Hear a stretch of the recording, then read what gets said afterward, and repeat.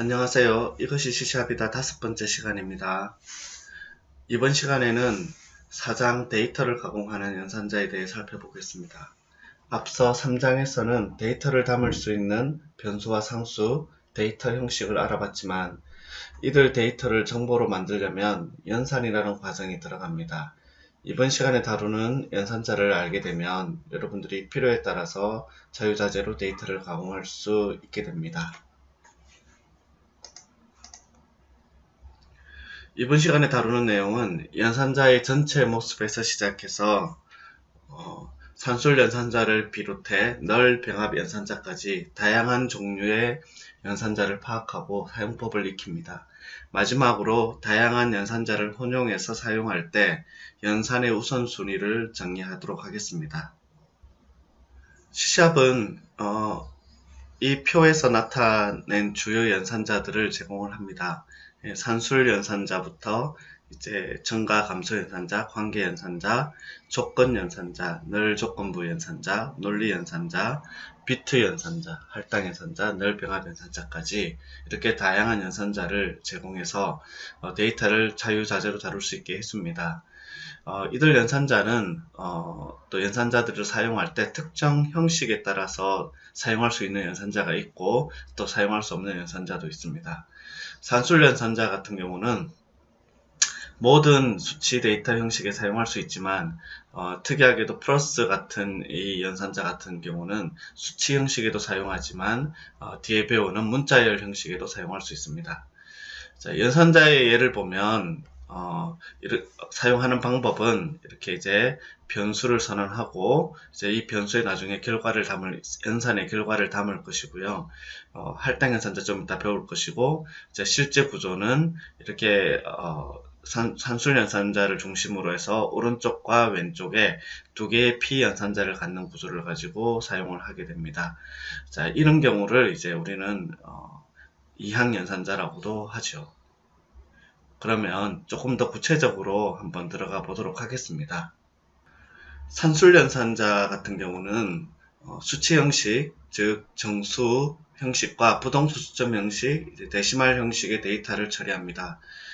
대표적인 산술 연산자의 종류와 기능은 이 표에 나타낸 것처럼 5가지 정도를 들 수 있겠습니다. 플러스, 마이너스, 곱하기, 나누기, 이제 나머지 연산자인 퍼센트, 요 5개를 이제 가장 자주 사용을 하게 됩니다. 산술 연산자의 형식은 연산자를 중심으로 해서 왼쪽 P 연산자와 오른쪽 P 연산자, 그러니까 항이 2개가 오게 되죠. 그래서 이항 연산자라고 산술 연산자를 따로 얘기를 하기도 합니다. 그러면 간단한 예제를 통해서 연산자의 사용법을 한번 살펴보도록 하겠습니다. 자, 첫 번째 예제로 Arithmetic Operators라는 프로젝트를 하나 만들었고요. 여기에 이제 코드를 간단하게 작성을 했습니다. 너무 쉬운 코드죠. 첫 번째는 이제 더하기 연산, 두 번째는 빼기 연산, 세 번째는 곱하기 연산, 네 번째는 나누기 연산을 수행을 해봤고요. 나누기 연산을 수행한 다음에 나머지 값이 어느 정도 나오는지를 확인해 보기 위해서 이렇게 나머지 연산도 수행을 해봤습니다. 우리가 변수 이제 A 같은 경우는 이렇게 111 플러스 222를 더해서 값을 저장했고요. B는 A 값에 100을 뺀 거고요. C는 B 값에 10을 곱한 거고요. D는 C 값을 6.3으로 나눈 것입니다. 그리고 요 마지막 부분은 이제 22를 7로 나누면 딱 떨어지지 않겠죠. 나머지가 발생하겠죠. 그래서 목과 나머지를 이제 계산을 해 보았습니다. 그래서 결과를 한번 보도록 하죠. 이런 식으로 이제 산술 연산, 사칙 연산과 나누기 연산, 나머지 연산, 맨 마지막 걸 보면 나머지가 1인 걸 하실 수가 있죠. 이제 두 번째로 증가 연산자와 감소 연산자에 대해서 살펴보도록 하겠습니다. P 연산자의 값을 일씩 증가시키거나 일씩 감소시킬 때 증가 연산자 플러스 플러스와 감소 연산자 마이너스 마이너스를 사용을 합니다.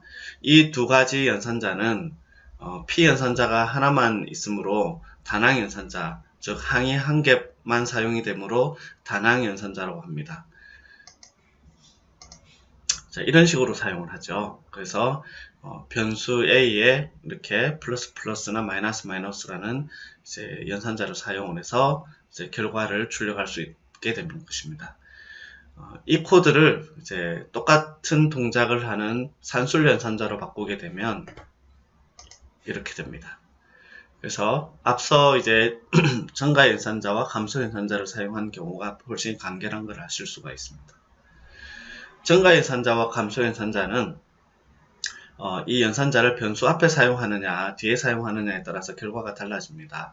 앞에 사용하는 경우를 전위 정감 연산자라고 하고, 이때는 변수의 값을 변경한 다음에 이제 해당 구문을 실행하는 결과를 낳게 됩니다.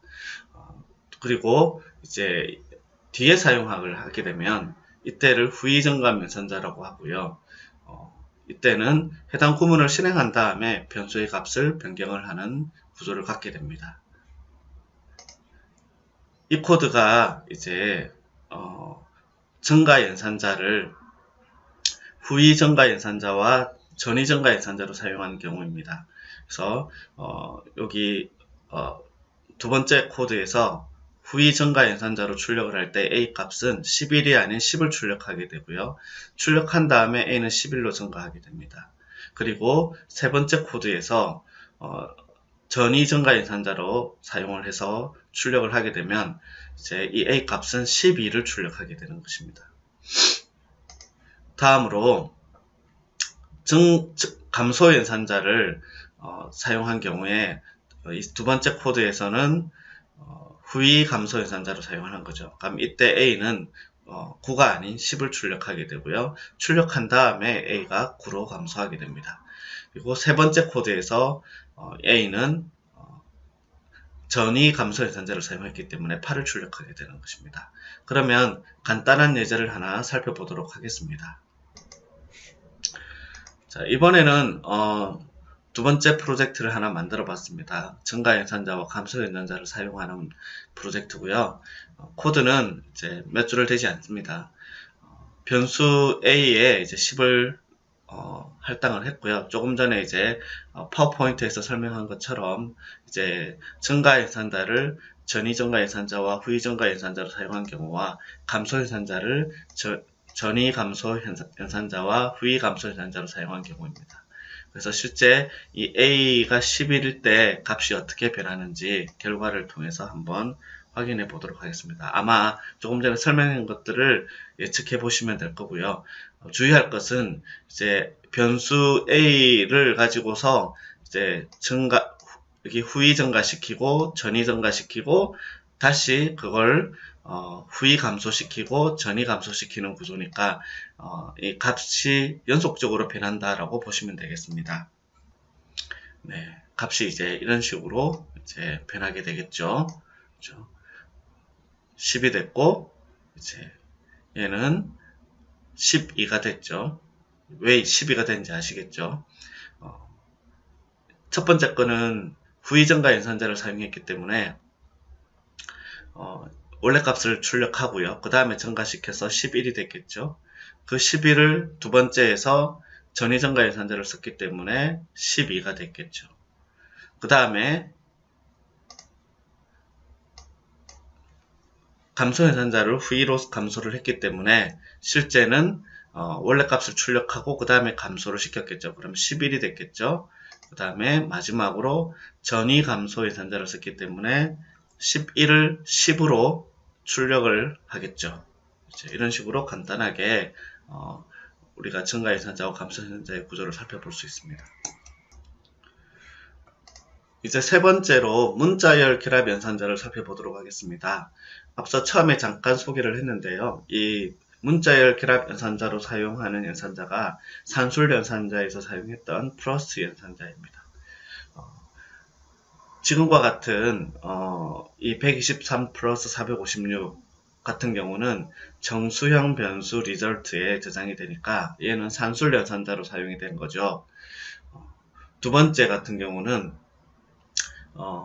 123과 456이랑 숫자는 같은데 특이하게도 이제 더블 코테이션 안에 감싸고 있죠. 이런 경우를 이제 문자열로 만든 것이죠.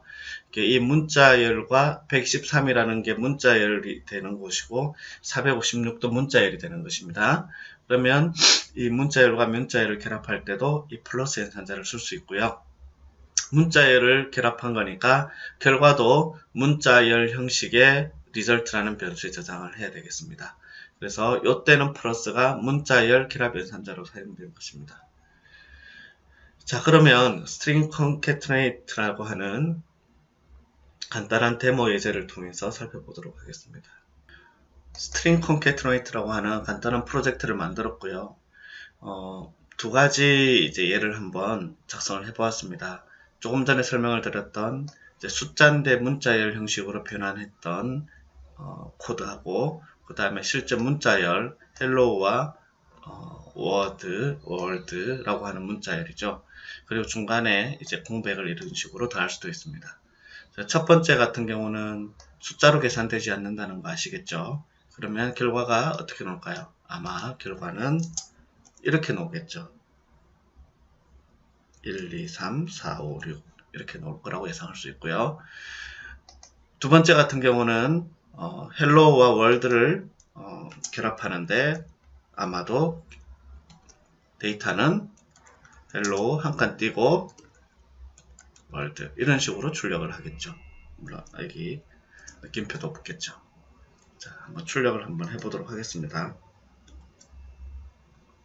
네, 예상한 대로 출력된 걸 확인하실 수 있습니다. 자, 이제 네 번째로 살펴볼 연산자, 관계 연산자입니다. 우리가 코드를 작성하다 보면은 두 P 연산자 사이의 관계를 확인해야 될 때가 있습니다. 이렇게 관계를 확인할 때 사용하는 연산자를 얘기하는 것입니다. 관계를 확인한다는 것은 보통 크기 비교나 또는 같은지 여부를 판단할 때 이제 관계를 확인한다라고 합니다. 그래서 이렇게 관계를 확인할 때 사용하는 결과 형식은 논리 형식인 불 형식입니다. 즉 값은 참과 거짓, true와 false로 나올 수 있겠습니다. C샵에서 제공하는 관계 연산자의 종류는 이제 이 표에 나타낸 것과 같습니다. 그래서 이제 연산자가 관계 연산자로 사용되는 연산자가 6가지 정도인데요. 결과는 모두 참이나 거짓이 될 것입니다. 그래서 크다 작다, 그 다음에 크거나 같다, 작거나 같다, 또는 같다, 같지 않다, 이런 이제 관계 연산자들을 우리가 자주 사용하게 될 겁니다. 그러면 Relational Operator라고 하는 간단한 프로젝트를 통해서 이제 이 관계 연산자의 기능을 한번 살펴보도록 하겠습니다. 네 번째 프로젝트를 만들었고요. Relational Operator고요. 코드를 잠깐 살펴보면 간단합니다. 눈으로만 봐도 대충 결과를 아실 수 있겠죠. 3과 4를 비교할 때 3이 4보다 크지 않겠죠. 얘는 false가 되겠죠. 얘도 false가 되겠죠. 얘는 true가 되겠죠. 3은 당연히 4보다 작으니까 4는 3보다 큰 거죠. 얘도 true가 되겠죠. 얘는 같지 않죠. 그러니까 얘는 false가 되겠죠. 3과 4는 같지 않다. 같지 않다라는 명제가 참이죠. 그래서 얘는 true가 되겠죠. 그래서 얘도 결과를 예측한 대로 나오는지 한번 보도록 하겠습니다. 네, 조금 전에 제가 코드를 설명하면서 예측했던 결과가 그대로 나오는 걸 확인할 수 있죠. 관계 연산자는 이런 식으로 사용합니다. 앞으로 코드에서 여러분들이 뒤에 배우는 제어문과 함께 자주 사용하게 될 것입니다. 다섯 번째로 살펴볼 논리 연산자입니다. 논리 연산자는 P 연산자로 참과 거짓인 진리값을 사용할 때 논리 연산자를 사용하게 됩니다. C샵에서 제공하는 논리 연산자는 논리 곱 연산자하고 논리 합 연산자, 부정 연산자가 있고요. 이렇게 기호로는 ampersand 2개, 논리 합은 pipe 2개, 그 다음에 부정 연산자는 느낌표를 사용을 하게 됩니다.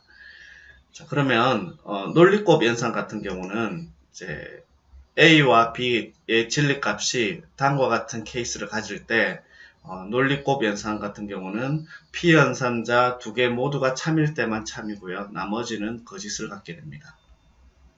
그리고 논리합 연산 같은 경우는 P 연산자 두 개 중 하나라도 이렇게 참이면 이렇게 참이면 참이 되고요.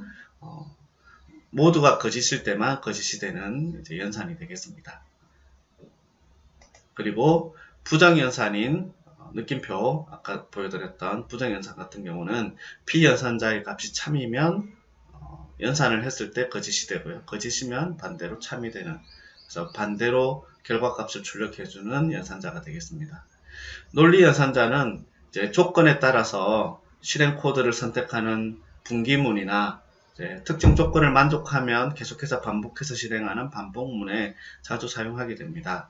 뒤에 우리가 이제 흐름 제어 구문을 배울 때 이제 이 논리 연산자를 자주 사용하게 될 것입니다.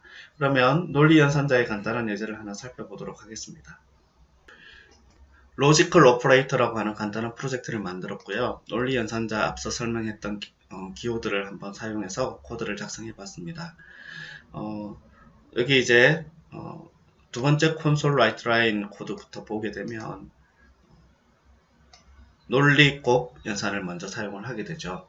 논리곱 연산 같은 경우 이제 양쪽에 P 연산자가 이런 식으로 오는데 이거는 앞서 우리가 배웠던 이제 관계 연산자죠. 관계 연산자를 사용을 해서 비교를 하고 있습니다. 그래서 얘가 참이고요. 그 다음에 얘도 참이죠. 그러면 1이 0보다 크고 그 다음에 5는 4보다 크기 때문에 이 결과는 참이 되는 걸 아실 수가 있습니다. 두 번째 같은 경우는 보면은 얘는 참이지만 얘는 거짓이죠. 그래서 참이 평가된 다음에 그 다음에 거짓을 평가하기 때문에 얘는 거짓이 되게 됐습니다. 근데 이런 코드에서는 나중에 여러분들이 이제 코드를 어떻게 작성하는 게 좋냐 하면 이 같은 경우는 이제 첫 번째를 평가한 다음에 이게 참이니까 두 번째를 평가해 봐야만 이게 총 결과가 참인지 거짓인지를 알 수 있죠. 근데 논리곱 연산 같은 경우는 한쪽이 거짓이면 전체가 다 거짓입니다. 그래서 참과 거짓이 평가될 때 거짓으로 평가될 가능성이 높은 코드를 앞쪽에다가 적어주는 게 좋죠. 그래서 이런 식의 코드를 작성하는 것보다는 이런 식으로 코드를 작성해 주고요. 여기를 이제 이렇게 작성해 주는 게 컴퓨팅 연산 성능 측면에서 더 나은 결과를 제공해 준다라는 이제 팁이 있습니다. 이런 것들을 기억하시기 바랍니다. 그리고 이제 얘 같은 경우도 이제 이게 거짓이 된다는 걸 아실 수가 있죠. 그래서 얘는 거짓이 될 거고요. 뒤의 결과가 어떠하든지 얘도 마찬가지입니다. 그리고 논리합 연산 같은 경우는 한쪽만 참이 되면 결과가 참이 됩니다. 그래서 이 코드의 결과를 보면 여기는 참이 될 것이고요. 여기도 참이 될 것이고요. 그 다음에 여기는 거짓이 될 것이고요. 얘는 참이 되겠죠. 이것도 앞서 논리곱에서 설명한 것처럼 참이 되는 논리 연산이 먼저 앞에 오도록 하는 게 좋겠죠. 그래서 이 부분이 참이잖아요. 그러면 이 부분의 코드를 여기다가 작성을 하고요. 여기를 이렇게 작성해 주는 게 좋은 코드입니다. 그러면 앞부분이 참이면 뒤에 연산을 할 필요가 없는 거죠. 그리고 마지막으로 부정연산자를 썼을 때 결과 얘는 거짓이 될 거고 얘는 참이 되겠죠. 결과를 한번 보도록 하겠습니다. 예상한 결과가 나오죠. 여섯 번째로 이제 소개할 연산자가 조건연산자입니다. 조건연산자는 조건의 평가에 따라서 이제 값을 선택할 때 조건연산자를 사용을 합니다. 조건연산자의 형식을 보게 되면 세 개의 P연산자를 갖게 되는데요. 이게 첫 번째 P연산자 조건식, 두 번째 P연산자 참일 때의 값, 세 번째 P연산자 거짓일 때의 값입니다. 그래서 이 첫 번째 P연산자인 조건식 같은 경우는 결과가 이제 논리값인 true와 false가 나와야 됩니다. 그리고 그에 따라서 이제 두 번째 P연산자가 선택되거나 세 번째 P연산자가 선택이 되게 되겠습니다. 사용 예를 간단히 보게 되면요. A라는 변수에 30이라는 값을 저장을 했죠. 이 코드에서 이제 A가 30이면 이 부분이 조건식이 되는 것입니다. 현재 이제 A가 30이니까 이 조건식은 true가 되겠죠. 그러면 true이면 두 번째 피연산자인 30이라고 하는 피연산자의 값이 반환이 되고요. 만약에 거짓이었다면 30 아님이라고 하는 이 값이 반환되겠죠. 근데 이 코드에서는 30이라고 하는 결과를 반환하겠죠. 자, 컨디셔널 오퍼레이터라는 프로젝트를 하나 만들어서 이제 간단히 예제를 한번 살펴보도록 하겠습니다.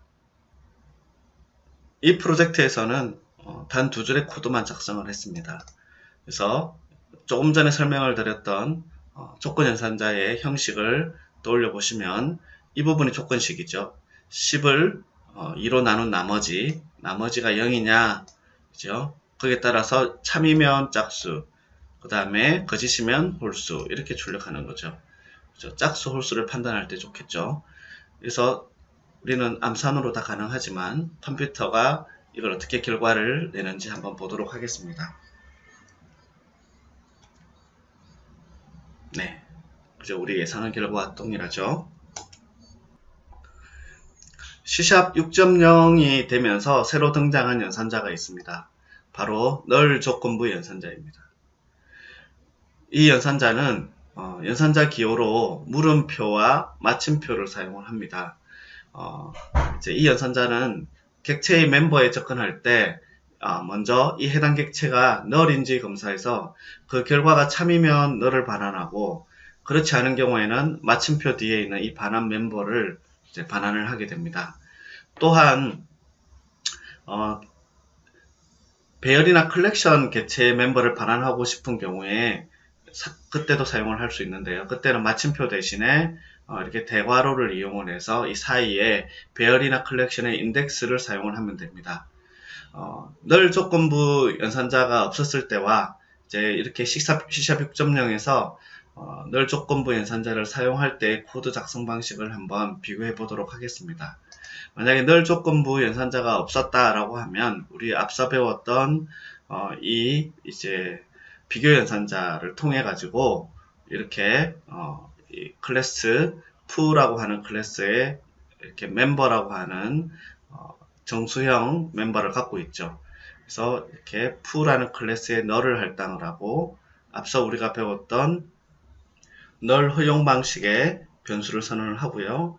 실제 이제 바에 이렇게 null을 담는 조건을 따져서 이제 만약 foo가 null이면 바는 null이란 값을 담도록 이렇게 코드를 작성을 해야 됐습니다. 아니면 바는 foo.member 해서 이 foo라는 클래스 안에 있는 member라는 실제 멤버죠. 이 멤버 값을 담도록 그렇게 작성을 해야 됐습니다.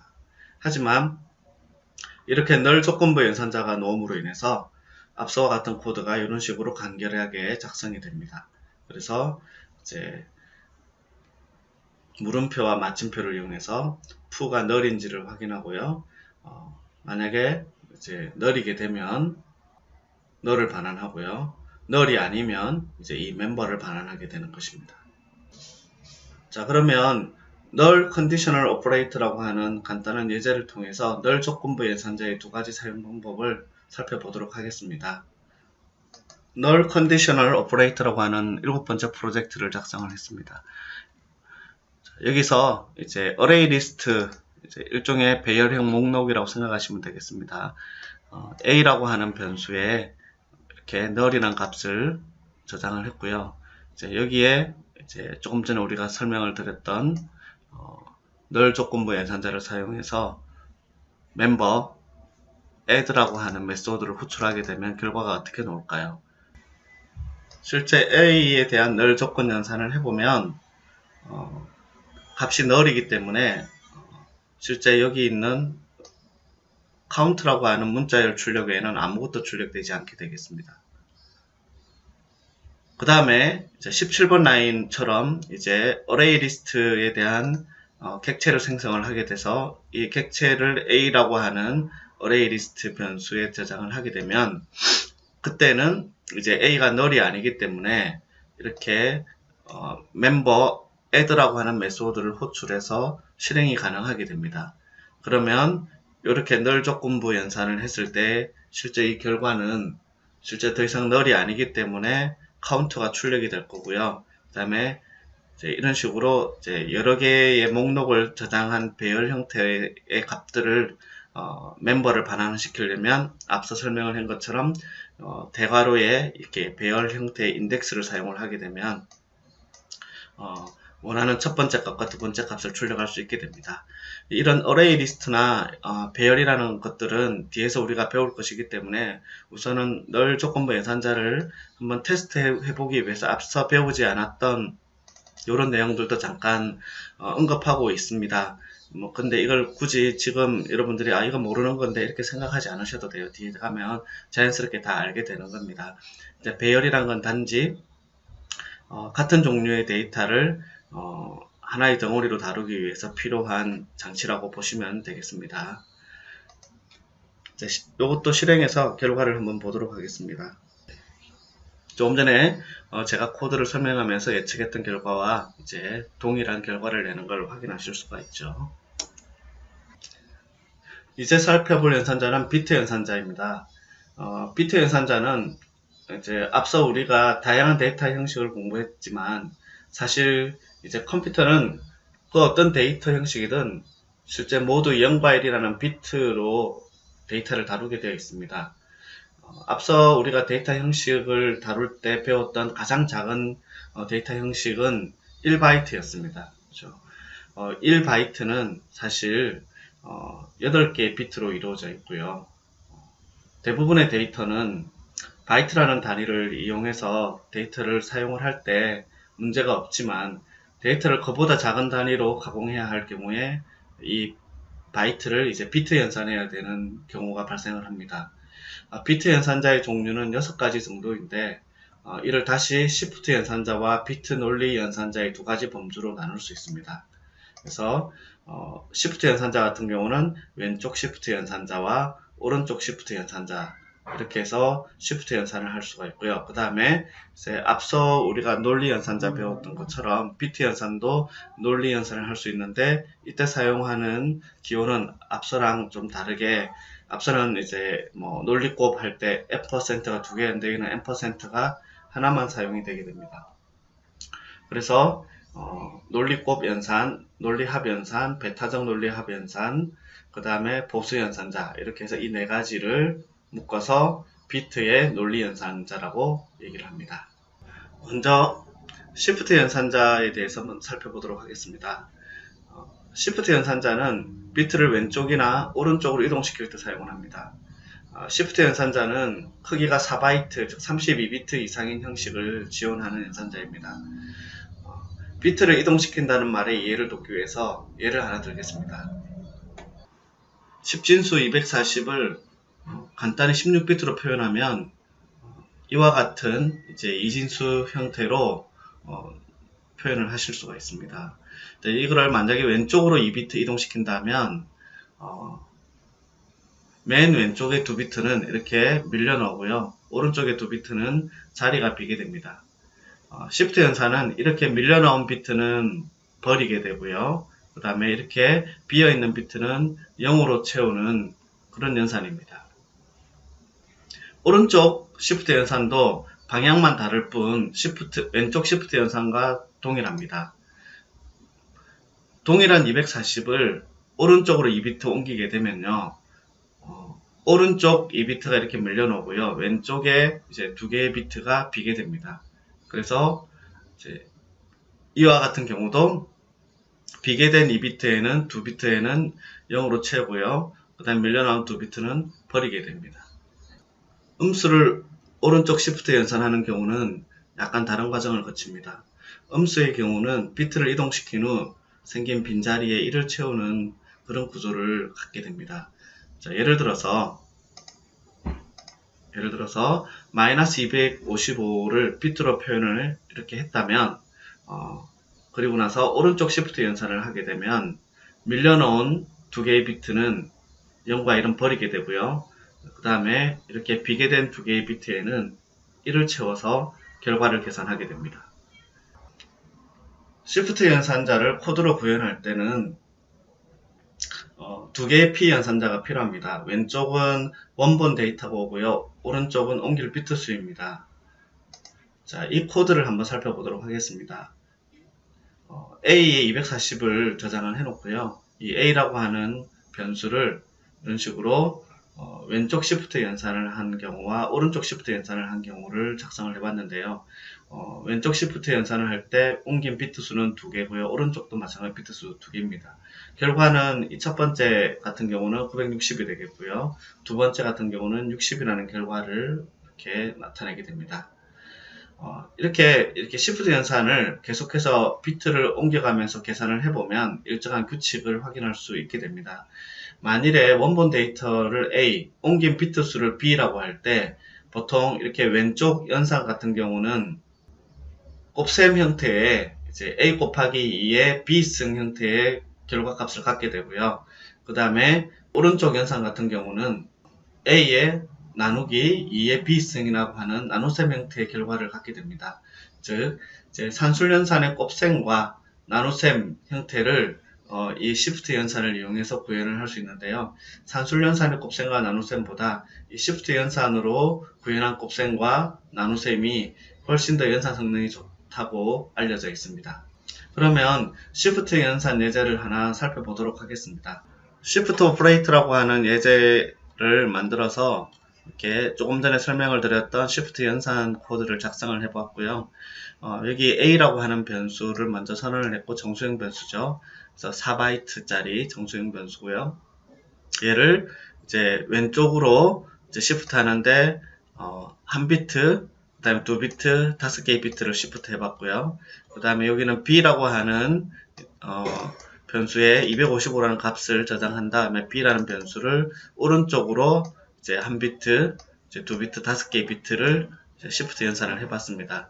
그리고 이제 세 번째로는 음수 마이너스 255를 이제 오른쪽 시프트 연산을 해본 코드입니다. 결과를 한번 보도록 할까요? 자, 이렇게 결과를 보니까 어떤가요? 왼쪽 시프트 연산 같은 경우는 이런 식으로 1, 2, 4, 32 2의 X승 형태의 곱셈 형태로 나타나고 있고요.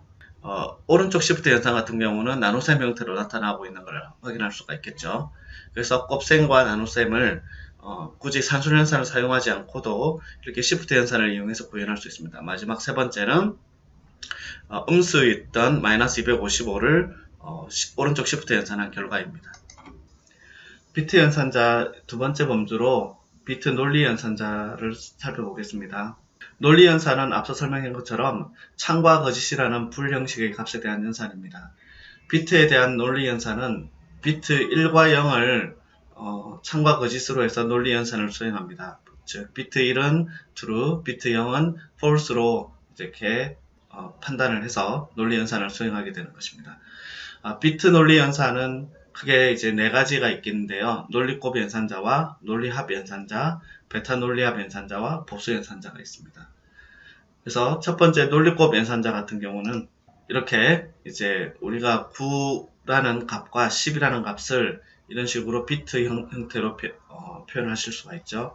이거를 이제 논리곱 연산자를 이용해서 논리곱 연산을 수행을 하게 되면 참일 때만 참이 되니까 이제 100이라는 결과를 갖게 되고 요거를 10진수로 다시 변환하면은 8이라는 결과를 갖게 됩니다. 그래서 리절트는 8이 나오게 됩니다. 두 번째 논리합 연산자 같은 경우는 앞서 배운 것처럼 어느 한쪽이 참일 때만 참이고 양쪽이 다 거짓일 때만 거짓이죠. 그래서 얘는 코드를 작성해 보면 이제 1012를 10진수로 변환했을 때 11이 나오게 됩니다. 그리고 베타적 논리합 연산 같은 경우는 두 비트가 서로 다를 때만 1이고요. 나머지 경우는 0이 되게 됩니다. 그래서 이렇게 0, 0, 그 다음에 1, 1 이런 식으로 결과가 나오게 되겠죠. 그리고 마지막으로 이제 보수 연산 같은 경우는 이제 단항 연산자인데요. 비트를 반전시키는 기능을 하게 됩니다. 예를 들어서 255라고 하는 값을 비트로 바꿔서 이게 대한 비트 보수 연산을 해보면 이제 이런 식으로 이제 255에 대한 결과를 보수 연산의 결과로 만들어낼 수 있습니다. 255의 0과 그 다음에 1부분을 보수 연산을 하게 되면 0이 1이 되고요. 그 다음에 1이 0으로 반전되게 됩니다. 그래서 실제는 마이너스 256이라는 값이 되게 됩니다. 자, 그러면 이 네 가지 비트 논리 연산을 비트와이즈 오퍼레이터라고 하는 예제에서 한번 살펴보도록 하겠습니다. 네, 비트와이즈 오퍼레이터 프로젝트에 작성한 간단한 코드고요. A라는 변수와 B라는 변수가 있고요. 이 A라는 변수와 B라는 변수를 비트 논리곱, 비트 논리합, 비트 베타적 논리합 연산자를 사용을 해봤고요. 마지막으로 이렇게 물결 표시를 이용한 보수 연산을 수행을 해보도록 하겠습니다. 그래서 결과가 대충 예측이 되실 겁니다. 결과를 한번 보도록 하겠습니다. 조금 전에 이제 설명드렸던 코드처럼 결과를 확인하실 수가 있겠죠. 여러분들도 이렇게 제가 설명을 하고 있지만 눈으로 따라가지만 마시고요. 코드를 작성해서 직접 그 결과를 한번 확인해 보고요. 여기 있는 값들도 제가 여기 제시한 값 말고 다른 값들을 이용해서도 한번 코드를 작성해 보시기 바랍니다. 이제 우리가 배울 연산자가 할당 연산자입니다. 앞서 우리가 계속 사용해 왔지만 별도로 설명하지 않았던 연산자이기도 하죠. 너무나 당연한 연산자이기 때문에 그다지 설명이 필요 없을 수도 있습니다. 할당 연산자는 변수나 상수에 이제 피연산자 데이터를 할당하는 기능, 그러니까 집어넣는 기능을 제공을 합니다. 그래서 대표적인 할당 연산자가 우리가 이때까지 많이 사용했던 equal입니다.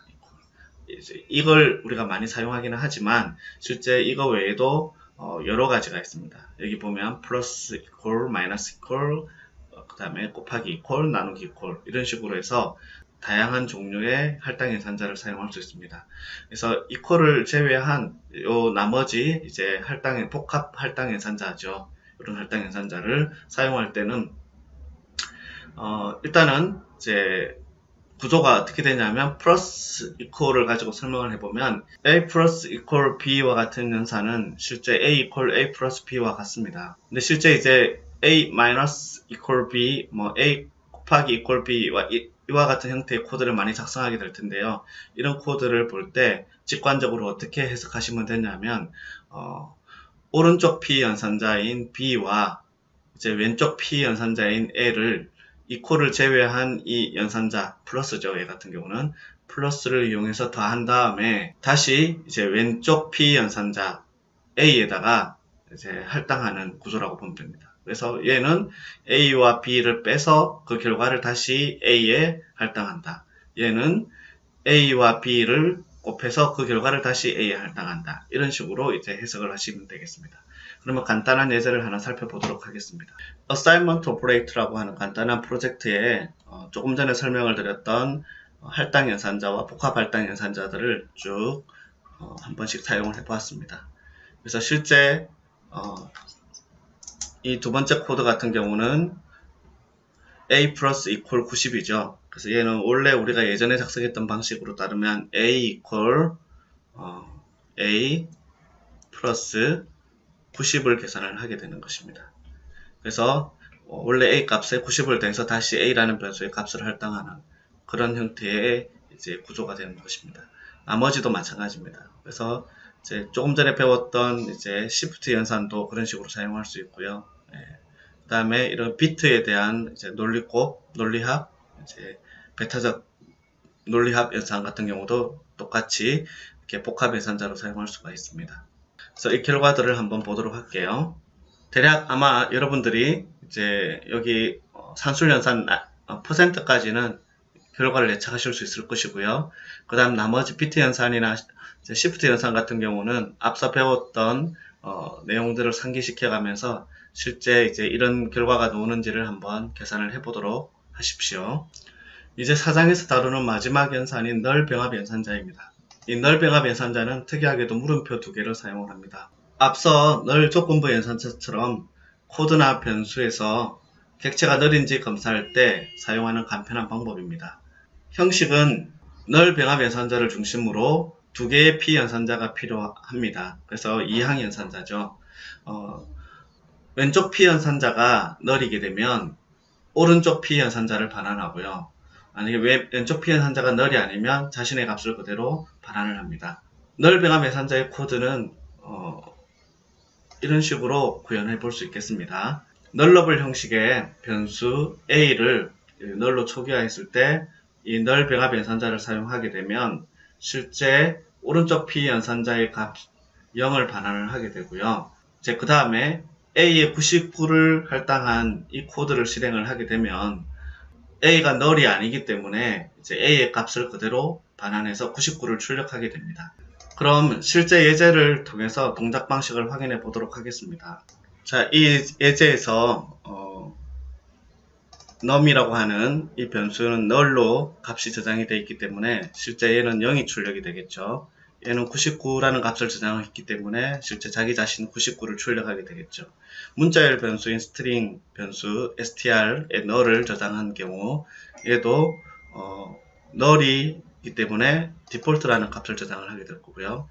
이제 이렇게 스페시픽이라고 하는 문자열 값을 저장한 경우는 디폴트가 아니라 str 자체의 값인 스페시픽을 출력을 하게 되겠죠. 결과를 한번 보도록 하겠습니다. 네, 예상한 대로 결과가 나오죠. 이렇게 널 병합 연산자를 이용해서 필요한 변수나 객체의 널을 쉽게 검사하실 수가 있습니다. 끝으로 연산자의 우선순위를 정리하고 마치도록 하겠습니다. 다들 초등학교 시절을 거쳤을 테니 사칙연산이라는 용어는 익숙하실 것입니다. 초등학교 시절에 배웠던 곱셈, 나눗셈, 덧셈, 뺄셈을 활용하는 사칙연산에서 우리는 이들 연산자가 섞여 있는 식에서 곱셈과 나눗셈을 먼저 계산해야 한다는 사실을 배웠습니다. 그리고 괄호를 사용하면 괄호 안의 것을 제일 먼저 계산해야 한다는 사실도 알았죠. 이런 것이 바로 우선순위입니다. C샵에서도 연산자들 사이에 우선순위가 존재합니다. 지금까지 배운 연산자들 사이 우선순위 순으로 표를 이렇게 정리를 쭉 해보았습니다. 그래서 여러분들이 앞으로 개발자로서 길을 걸어가다 보면 이런 우선순위는 외우지 않아도 저절로 몸에 뵐 것입니다. 여러분들이 이제 이 표를 한번 쭉 훑어보고 참고하시고 앞으로 이제 코드를 작성할 때 필요한 경우에 자꾸 참고하다 보면 저절로 익혀지게 되실 것입니다. 이상으로 4장 데이터를 가공하는 연산자에 관해 살펴봤습니다. 다음 시간에는 5장 코드의 흐름 제어하기를 학습하겠습니다. 다음 시간에 만날 때까지 지금까지 배운 내용을 되새겨보면서 직접 예제 코드를 모두 입력해 실행해보세요. 수고했습니다.